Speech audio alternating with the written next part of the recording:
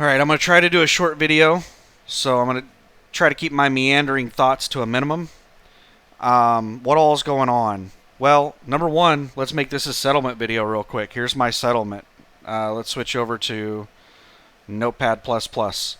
There's my settlement for being off for, it's been almost 2 weeks that I've been off.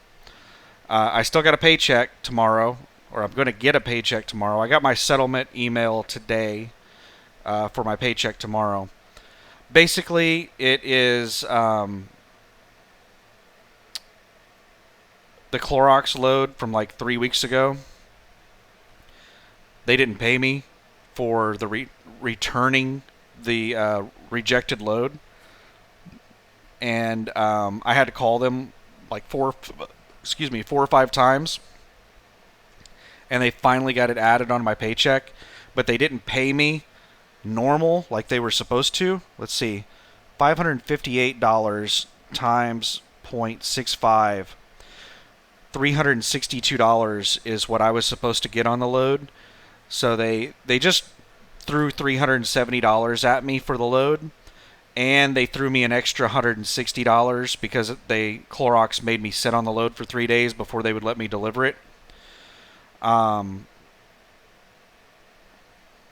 But that's what this paycheck is just a returned load that they forgot to pay me for the return portion of the load. They paid me for all the rest of the load. They just didn't pay me for the return portion. And the $160, I didn't even ask for that. They just like threw that money at me. And they already gave me an extra $30 stop pay on it. They threw all kinds of extra money at me because like I escalated all the way to the director over that bullshit. Because that load basically cost me an entire week where I made no money. It still was a really bad load for me, even with the extra money they've thrown at me. They've thrown an extra about $190 at me. If you add in the $8 that they overpaid me for the line haul, the 65% cut, $200. They threw me an extra $200. Still, it was still a break-even load. I still basically just covered my fuel cost, if that, on a week of hauling around Clorox crap. But anyway, that's my settlement for this week. So, I had a $5,200 put in my checking account last week. This week, $300. That's the life. But I haven't been out on the road. I've been off for like 2 weeks. So they took out $226. $100 of that is escrow.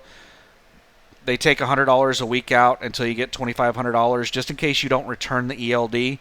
Whenever you leave the company, if you return the ELD, you get every penny you put into escrow back. Except, I think they charge, the rumor is that they charge $150 to remove the ELD from your truck when you leave. That's the rumor. I'm not 100% on that.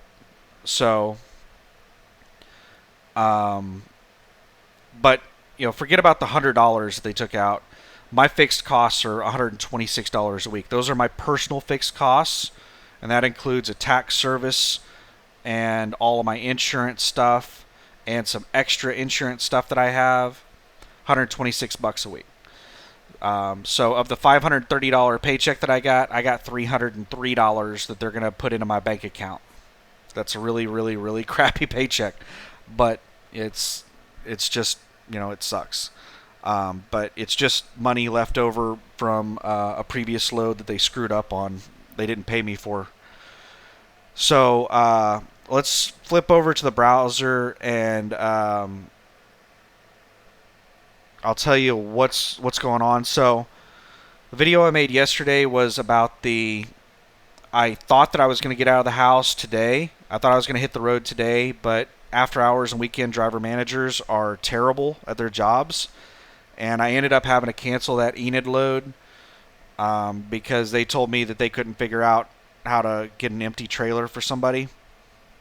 And I didn't want to sit there and debate and argue with them and tell them how to do their damn job. I just cancel the load. I'll do something else later. So today, when I was sitting here thinking about what to do, I started thinking about going to APU Center in Springfield, Missouri, Strafford, Missouri.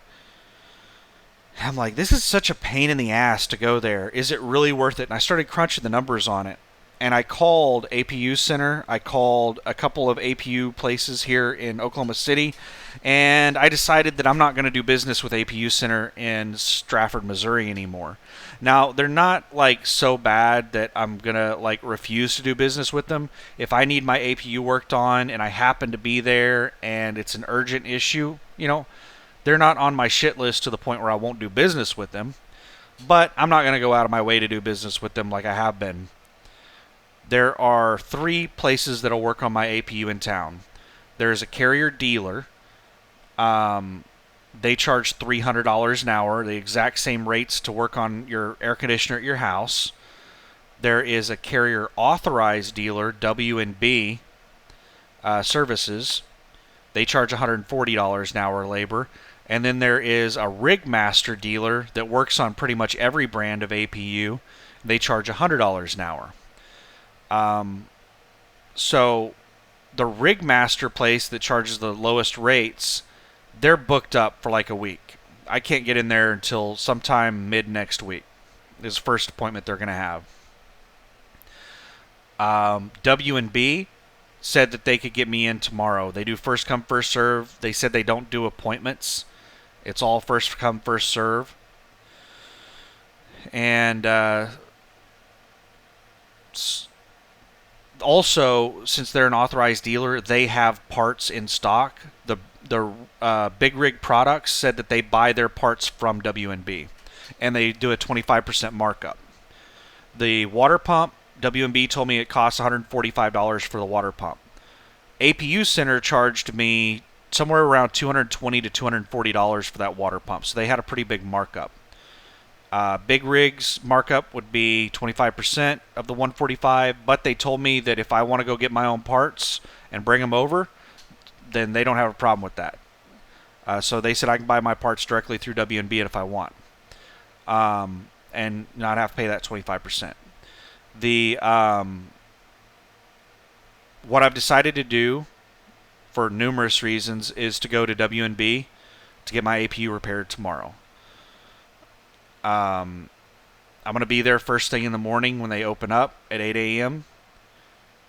After I finish with W&B, I'm going to go over to TA and have them install my my replacement passenger side mirror. And then once that's done, I'm going to come back to the house.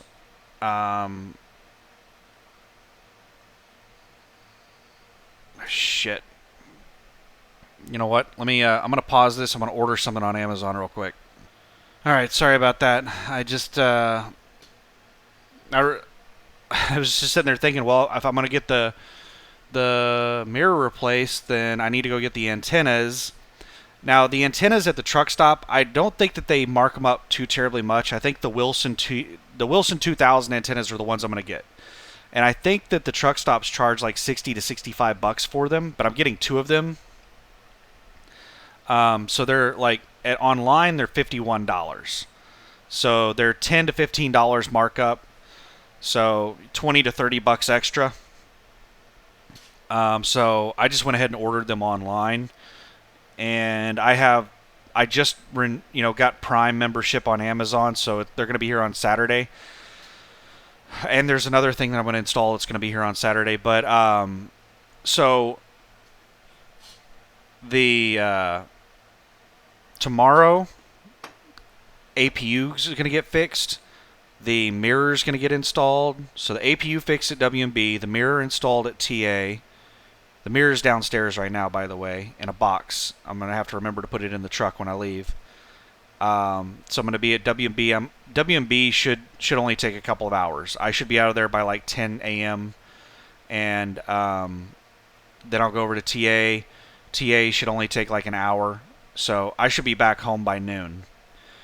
And tomorrow's Friday. Today's Thursday. Saturday, I'm supposed to get in a couple of items. I just ordered the 2 antennas, which I'm going to install. And then I also earlier, like an hour ago, I ordered a Glad Hand mounting bracket. You know, where whenever you take your glad hands off the trailer and you're going to be bobtailing, and you put them on that bracket on the back of your trailer, the bracket on the back of my trailer is like sheared off. I don't know how the previous owner did it, but the bracket is there, but the mounts where you actually put the glad hands and stuff is like sheared off. Somehow something hit it and broke it all off. So it's like $30 to order another one of those. So I ordered one of those, and it's just like 3 screws. So I'm going to install that myself Saturday. And that's pretty much it. I'll be good to go. So getting a lot of stuff done on the truck Friday and Saturday. The APU is probably going to cost me. It's going to cost me a minimum of $400 to get the APU fixed. I'm hoping it doesn't cost much more than $400. It's going to cost me probably about $100 for TA to install the mirror, and then the part cost on it was $50 a piece. It was like $110 with tax for the 2 antennas, $30 for that mount. And then I'm going to go back out on the road for a couple weeks. And when I get back from being out on the road for a couple weeks, I plan on getting the cab alignment fixed. I get to get the cab realigned. Basically, it's not a frame issue, it's a cab issue on my truck. Ever since I bought the truck, the cab leans a little bit to the left. Very slight lean to the left. I didn't notice it when I first bought the truck. I didn't notice the lean until I hooked up to my very first trailer. And I could see that the sides of my truck did not line up with the trailer. My truck was a little to the left of the trailer. And I thought it was the trailer. But I had the exact same problem with the second trailer, and I was like, nope, this is my truck. So I took it into a TA, and they had every mechanic in the shop and the service manager and another customer. We were all sitting there looking at it, and they're like, yeah, it is off a little bit. Like, it's really hard for somebody to notice it, but once they notice it, it really sticks out. It's really blatant once you finally notice it. But to initially notice it, it's not easy. I talked to the dealer about it because TA said that that's not something that they would work on. I talked to the dealer. The dealer told me that's not something they would work on. The dealer referred me to a body shop. The dealer, what they told me is that it's not really going to cause any issues. It's something that you would kind of want to get fixed as soon as possible, because if you fix it early, then you're not going to have to replace all of your mounts and stuff. But if you let it lean like that for a long time, then it'll wear out all of your mounts that hold the cab up and in place. So I'm not a mechanic. Don't laugh at me for not knowing what the fuck I'm talking about. But I called the body shop, City Trailers, the same place where I do the I drop my trailer, and I pay $10 a day for secure parking for my trailer. That's also the body shop. It's a huge facility. They have the secure drop yard. They have a body shop. They do work on trucks. They do oil changes. They do like tons of stuff. It's a massive place. They even have a gas station there. I don't know who uses the gas station there, but they have a fuel island. And so I called them, talked with David. David was really awesome. He said that they do that kind of stuff all the time. That particular repair is something they do all the time. And they said that the labor cost on it would be $800. And the part cost on it could be either zero or up to $1,200. So he said to fix it is going to cost between $800 and $2,000, depending on how many parts need to be replaced. Like, you know, if if any of the parts need to be replaced. If it just needs to be adjusted, then it's $800 to readjust it. He said it's something that would take all day long. Get there first thing in the morning, and it's going to take them all day long on the truck. So I plan on getting that done after, once I get back to the house from my next being out on the road. I want to get some money in, and that money's going to go right back into the truck. Then when I go back out on the road the next time, once I get back from that, I'm going to get the last thing that needs to be done on the truck fixed, which is a sensor replaced, which the dealer wants to charge me $1,500 to $2,000 to do it. I plan on Russ, my buddy Russ, he's a CDL instructor at the CDL school I went to. He has a nephew that is the head mechanic at a Volvo dealer in, if I remember correctly, Cedar Falls, Iowa. And he said if I ever need work done on the truck, let him know, and he'll go over and deal with his nephew in Cedar Falls. So I'm gonna give him a try and let him know that the sensor needs to be replaced. I've already had it diagnosed and everything, and see like what he would charge me to get that done, and I'll swing by Cedar Falls and get that done.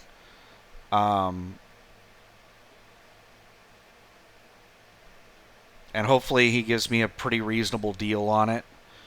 The Bruckner's, the shithole dealer here in town, quoted me something like $1,500 to $2,000 to replace the sensor. I think that's absolutely absurd. So hopefully he's going to charge me like $500 to do it. But that'll be the last thing that I need done on it. The sensor has to do with the after treatment, basically the DEF. There's a sensor with the DEF system that it's not reading from at all. It's supposedly getting no reading from it at all. But it doesn't seem to be causing any issues that I'm aware of. So that would be the last thing, and then I can't think of anything, even any slight issue with the truck. Like every little tiny thing will be fixed on the truck once that's done. So I have, after this weekend, I will have 2 repairs left to be done. The cab alignment and the sensor. And we'll be good to go. But I'm going to space out the repairs so that I'm not just like dumping $4,000 or $5,000 in a single weekend. Another reason is because I would have to wait here until Monday or basically Tuesday of next week if I got the cab realigned, because they work 8 to 4:30 Monday through Friday. So I'm not going to wait around another week. I'm trying to get out of here as soon as possible. So it's going to be really nice to have a functioning APU again. The entire time I've owned the truck, I think the APU's only worked for 2 weeks, maybe 3 weeks, the entire time I've had the truck. So it's going to be nice to have it working again. Let me refresh this. One other thing before I end the video, and I'm going to try to end it fairly quickly so I don't drone on for an hour, is I've been looking at other loads further away than Tulsa, and it looks like Tulsa, I'm going to stop pulling loads out of Tulsa, is basically what it looks like is going to happen. Here's why. There are other areas that are just a little bit further away than Tulsa. Tulsa's 110 miles from my house. There are places that are about 200 miles away from my house, so another 100 miles past Tulsa, that instead of me making like $1.20 a mile on the load, I'm getting like $1.60, $1.80 a mile on the load. So it just doesn't make any sense for me to continue pulling loads out of Tulsa at the low rates that they offer when I could just drive 100 miles further and get loads that pay more. Like, look at this Joplin, Missouri load. Joplin is Oklahoma City, 215 miles from Oklahoma City, so it's 105 miles further than Tulsa. And let's see what the rate per mile on this is. Spreadsheet.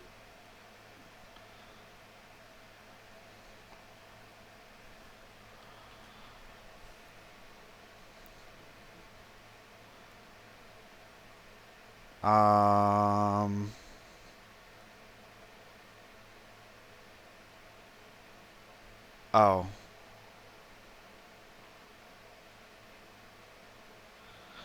Okay, yeah.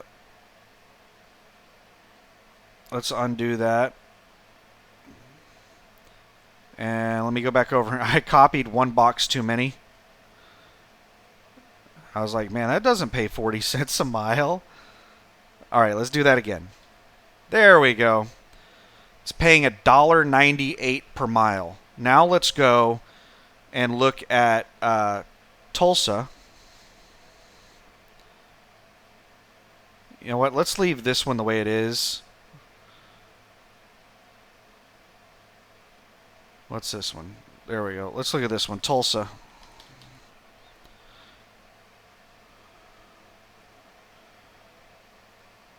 Now let's see what the highest rate per mile load that we can get out of Tulsa is.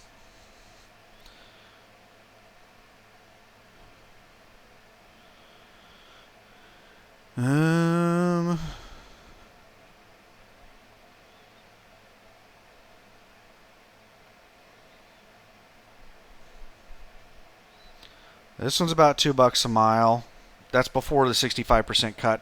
The $1.98 per mile on that last load was after the 65% cut. So that thing paid over $3 a mile. Well, that one's about $2. That one's going to New York, but that one's also about $2. This one is almost $3.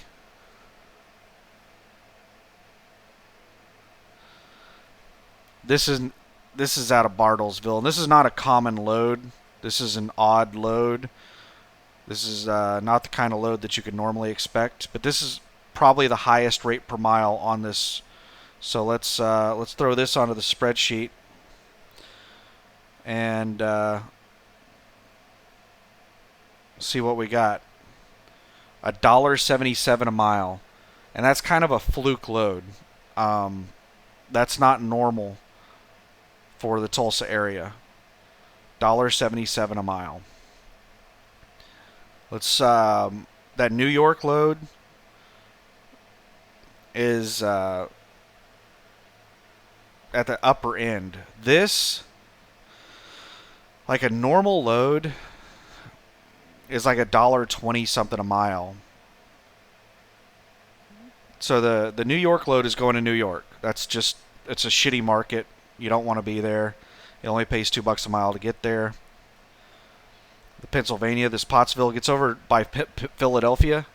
Philadelphia is a bad market. You don't want to be there. But this load over here going to Grove City, Ohio, that's a good place to be. That's over, like pretty much all of Ohio is a good freight market. So 200 miles to get to Joplin and pull a load that pays $2 a mile instead of $1.20 a mile. Yeah. And then Roanoke. There's a Clorox warehouse down in Roanoke. Now, I wouldn't pull these Pueblo loads because they go into, there's no freight in Pueblo. You would have to deadhead 600 miles to find a load if you took this load to Pueblo. But here's one to Laverne, Tennessee.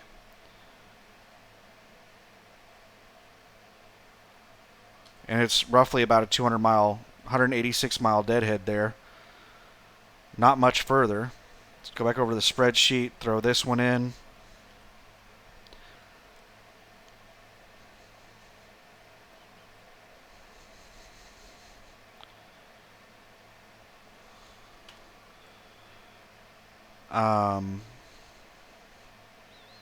Is the miles correct on that? Why was that box red? 704 miles.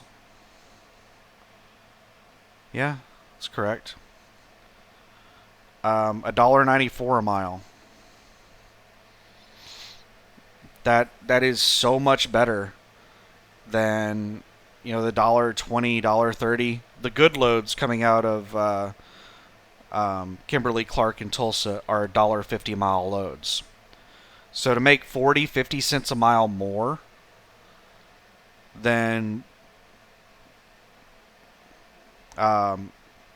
like this Johnstown, New York, I would never pull this load, but this is one of the highest rate per mile loads that you can get out of Kimberly Clark. I'm going to throw it into the spreadsheet. This is... What the hell? Undo. What did it copy?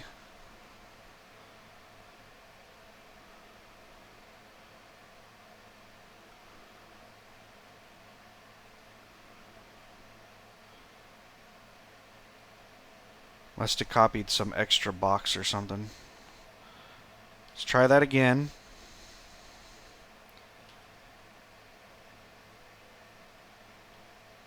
$1.48 per mile. That's the best rate per mile that you can get coming out of Kimberly Clark and Tulsa.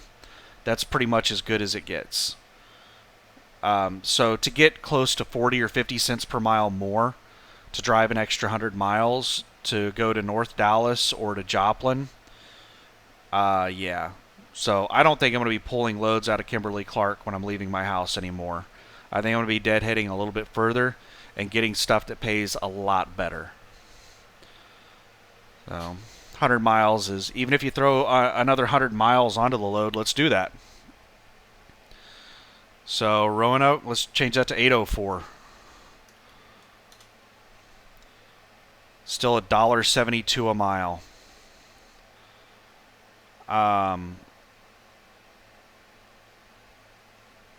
This Joplin, let's change that to 800. $1.75 a mile. Still 25 cents a mile more than the best stuff coming out of the Kimberly Clark in Tulsa. And this $1.50 a mile, I typically don't pull that stuff because it's going to places I don't want to go, like the deep Northeast, like New York, Massachusetts, Pennsylvania. I prefer the Romeoville loads that are going up to Chicago. And those things pay like $1.30 a mile. So, yeah, I'm going to probably stop pulling out of that Kimberly Clark because they pay such crap. Anyway, this video is starting to get really long. I've pretty much covered everything I want to cover. But that's what's going on with me. Getting a lot of repairs done over the next couple of days.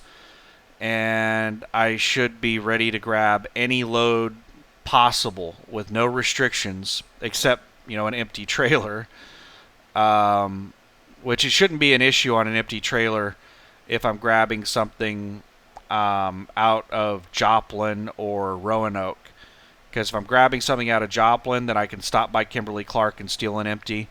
If I'm grabbing something out of Roanoke, then there's tons of places around the Dallas area that I can grab an empty. I just hope I don't have to drive down to South Dallas to get a damn empty when, I'm picking up a load in North Dallas. That kind of defeats the purpose of grabbing a load in North Dallas. But, yeah, that's everything that's going on. And I need to put a list together of what I need to get done before I head out on the road. Like, I think I might want to make some hamburger helper to take with me out on the road. The two best things that I've taken out on the road for food was hamburger helper and dirty rice. And the hamburger helper worked out really, really well. And the dirty rice also worked out really well. It was awesome to have real food. Because, sometimes you just get out there and you get into positions where you're eating not only just fast food, Wendy's or Carl's Jr. or whatever the name of the chicken places are that are in these truck stops. Some of that food can be decent. Most of the time, though, it's been sitting out for a long time and it doesn't taste very good. I can't count the number of times that I bought food at a truck stop, hot food, and I've taken, I've eaten like a little bit of it and it's just like, throw it away because it's obvious that it had been sitting all day long. That's not really common, but even when the food is in, pretty good condition, it's well made and it's fresh, you just get kind of tired of eating Subway and Wendy's and fast food places like that. It just after a couple weeks of that, it just wears on you, and you just want like some real fucking food. So to have Hamburger Helper in the truck, that's really awesome. Dirty rice, stuff like that. To have real food in the truck is really nice. So, and if I take that stuff out with me, that'll last me a week. So, and I'll try to swing back by the house after a week or two. So at least a week of real food, and then I can live off truck stop crap for a week, and I'll be good to go. I need to figure out something more long term for food out on the truck, but I bring snacks and all kinds of stuff. I'm not going to cook in the truck unless I can find a way to cook in the truck that is clean, because I'm not going to do any kind of cooking in the truck that's going to have grease splattering all over the place or anything like that. No. It's so difficult to keep that truck clean in the first place to be cooking inside of it. Absolutely not. I use the microwave, yes, but I'm not going to be cooking in there unless it can be cooked in a microwave. So anyway, that's it. I'm starting to get tired, which is good. I'm going to go relax, get to bed early so I can get up at like 5 a.m. tomorrow so I can be at that place by 7 a.m. and be the first one there when they open up at 8 a.m. and get all this taken care of and get everything done. So thanks for watching. Have a good one. And I should be back out on the road sometime early next week, like Sunday, Monday, Tuesday, somewhere in that area. I hope to be back out on the road. But and I hope to get some really amazing load out of Roanoke, Texas. That would be awesome. But anyway, thanks for watching. Have a good one. Bye.